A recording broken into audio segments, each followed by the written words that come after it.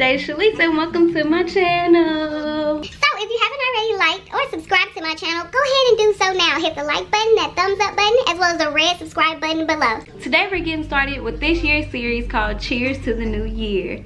And today's episode is about my experience with having a life coach.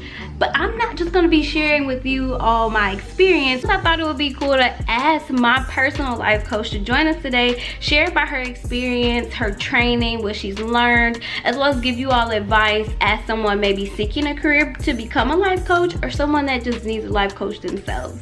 I'm currently waiting on her to get here, so I thought I'll just chit chat with you for a while until she gets here. She'll be here soon.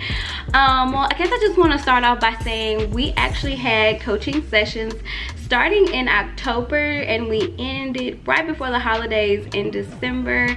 That was amazing. So personally, I definitely feel like God answered my prayers.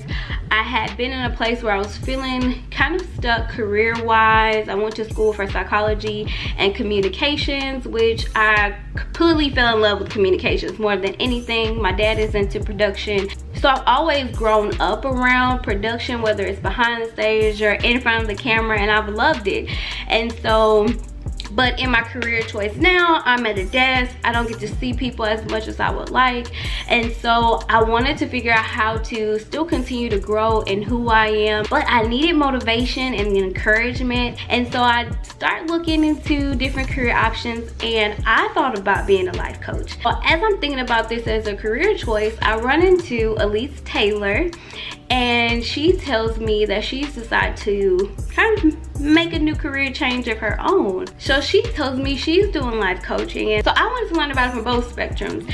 As a life coach themselves or the person that's receiving the coaching. In every session, I was able to give her a recap of what has happened over time. What are the things I want to work on that week. It definitely put me in a position to want to get back in front of the camera and actually feel more inspired and confident about what I have to say and know that I have a voice and have information that could be carried on. Well, I would encourage people to get a life coach for that type of advisement and encouragement that you need. You know, sometimes we can be very negative or hear a lot of negative comments about ourselves, and so to have someone that's there to be in your corner is amazing. It is what you need to push sometimes when you don't feel like pushing, or for challenging yourself when you're not seeing the ways you can be challenged. Maybe you just need someone to pour into you, even just for a moment. Especially for us out there that constantly pour into other people, but our pitcher is empty. You know, we need somebody to pour into us so that we can continue to be helpful and loving and supportive to others. Well, I'm done talking about my experience. I would love for you to meet my life coach, Alese Taylor. Okay, yes, so I'm Alese Taylor. I'm very excited to be talking to Daeja today about my coaching experience. Yes. I think she's talked a little bit about hers, so yes. So right before we started talking, she's like, oh, this is different from being on the other side. I gotta answer questions. So yeah, but she always, like I said, she always made me feel comfortable with asking me questions about myself and challenging me in different ways. And so I just thought it would be beneficial for you all to hear from her perspective of her journey of becoming a life coach and just sitting in sessions from that point of view of being the person to really listen and ask those questions. yeah. So I guess just to start off, what made you decide to become a life coach?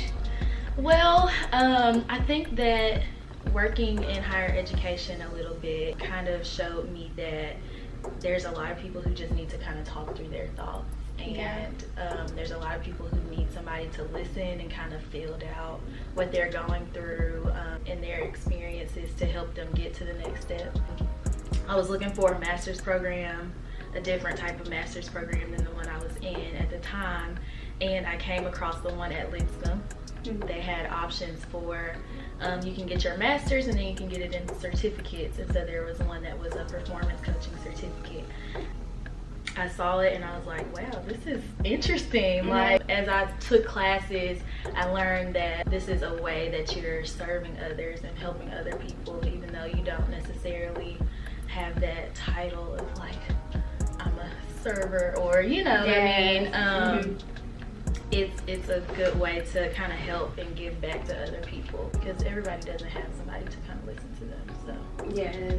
It's amazing how you meet some people randomly and they'll start just talking to you Yes. because they don't have anybody to Right. talk to. So when they really find somebody that's willing to listen, Yeah. they just go and They go and just go. and go. And like some people, I tell my mom all the time, I'm like, you're the type of person that like just makes people want to like talk to you, because Aw. she'll like walk in a room and somebody will just start a conversation with her, and they'll be talking for like 30 minutes, just like going back and forth. And she's like, I don't know, I don't think I talk that much. I said, well, one, you do, but two, I think people are just really comfortable with you. So Yeah. I kind of want to do that for other people. Yeah. Shout out to mom. Yeah, shout out to my mom.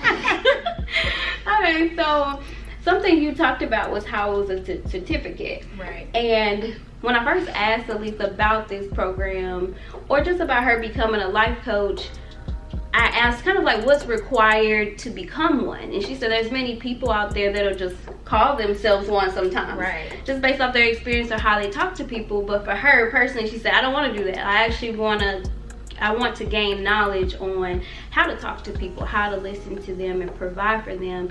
So based off of your program, how has that been helping you specifically? Well, it's very interesting because I think the program has really helped more internally, and it's helped me learn a lot more about myself than I expected to. Yeah. I think going into any type of program, any master's program, any type of collegiate academia, whatever, you're going thinking like you're going to gain so much knowledge about like everything outside of yourself. And this program is really just taken, I think, all of us, like my entire cohort, and like fleshed us out and like made us really look at ourselves and like what's wrong with how we communicate and like how do we listen to people, like really.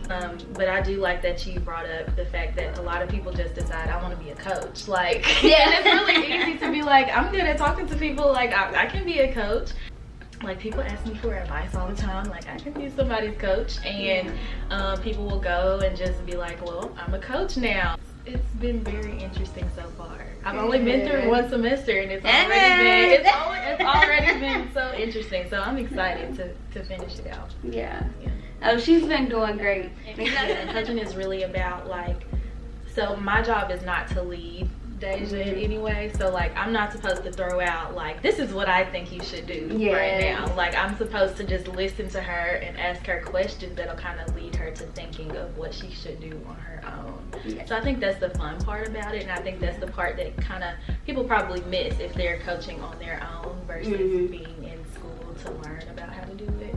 Is that like I'm not supposed to lead her, and I would tell her all the time. Like, I would be like, wait, let me stop, because I'm not supposed to be leading you. Like I want you to be making these decisions on your own. So what do you feel like has been the most fulfilling thing about being a life coach, and what has been the hardest?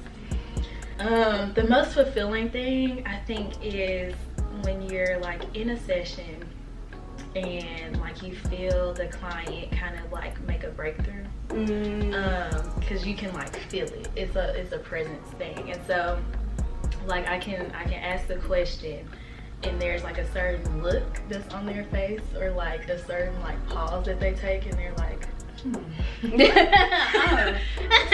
that's a good question, or like I haven't thought about that, or I need some time to think about it. One of my clients told me, she was like, I did this and I really don't think I would have done it if we hadn't been going to coaching, if I hadn't been having these sessions with you. And so it's very like, it warms your heart a lot to hear things like that.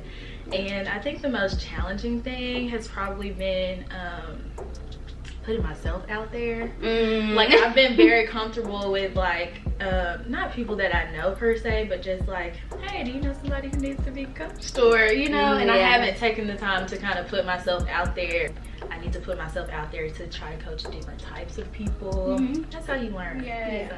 You mentioned these emotions that she had to go through, that you had to go through as far as with adjusting. But also, she told me about a session where you actually had to see someone get coached and they cried. Yes. So, as much as you say she enjoys seeing breakthroughs, like she almost saw me break down, you know, and so that was her, you know, so she's seen that in an actual visual session of someone else, and then also experienced that in our session. How does being a life coach differ from having a therapist or a counselor? Because you are taking on someone's emotions, not only their goals or thoughts, but how they feel. Right. So what my professors taught us and continue to nail down in us is that, one, we're not therapists at all. So if it gets to that level, we need to stop and be like, hey, I think that you need to seek some different type of counsel. Like, I can't provide this for you. I'm not trained to provide this for you, and I want you to get the most help that you need. But the difference in life coaching and therapy is that life coaching looks forward, so it's very future thinking. I'm leading you through your thoughts so that you can reach your goals, like your next step, like what do you want to do next. And therapy kind of takes you back on like your past experiences and why do you do the things that you do now. And so I think in a sense, I think therapy would come before coaching, but I mean everybody doesn't necessarily need coaching. Also, they go hand in hand. I'm about to start therapy, so I think that it just depends on what stage you need, what stage you are in your life, and what you think you need. I think everybody can benefit from a coach. I think everybody can benefit from hearing somebody or having somebody walk them through the things that they're going through and like what they want to see out of their lives. So just to wrap up, I would love for you to give the audience, the subscribers, advice on, one, I guess from perspective of someone that wants to become a life coach. What's the best advice you have for them? And someone that's looking for a life coach, what should they be looking for? Okay, so if you're wanting to become a coach, I definitely say that you need to look into some type of program that will allow you to become certified. So my coaching program is very intensive. We have a lot of like practicum hours that we have to complete, a lot of coursework, but I will be certified at the end of it. And so I'll be able to use that into whatever profession I decide to go into, whatever business I want to start, I'll be able to say I am ICF certified. So I think that's a plus for sure. But also the certification comes with backing, so like you know that like your professors are like top tier level coaches because they've had hundreds and hundreds, if not thousands of hours of coaching because this is what they do for a living. Versus just going to somebody at a forum like off the street that's like, hey, come learn, come sit and pay us $100 and we'll teach you how to be a coach. And so I think it's important to like do your research. There's not really, I think it's kind of a myth that there's so many different types of coaches. There's not really. I was going to talk about that because when I looked it up, they did kind of categorize. They were spiritual, health, physical. Yeah. So I think that's another thing that kind of plays hand in hand with what she's asking about is like when you decide that you want to be a coach. I think some people are like, okay, so I have a nutrition degree, I can be a health coach or a wellness coach, and that's true, but it's more so focused towards that, you know, particular area of their life. So if I'm a health coach, that's all that I need to be talking to you. Right. It's healthness or whatever, and wellness. Or if I'm a spiritual coach, like that's all that I need to be talking to you about is like your spirituality. And I think that coaching is so much more holistic than that. Because like, I mean, you know, in our conversations, we talked about everything. So it's not just one area of your life. And I think when you kind of narrow it down to one certain focus is when you kind of lose out on the different pieces of that person. And that's when you're not able to help them the best way that you can. Because you're focusing only on one part of them. I think that that's one thing that when you're looking to be a life coach or trying to figure out who you want to coach you, I think it should be somebody who is like, if you want somebody like narrow focus, then that's perfect for you. But you want somebody who kind of has the same values as you, somebody that you can trust. Trust is a huge thing.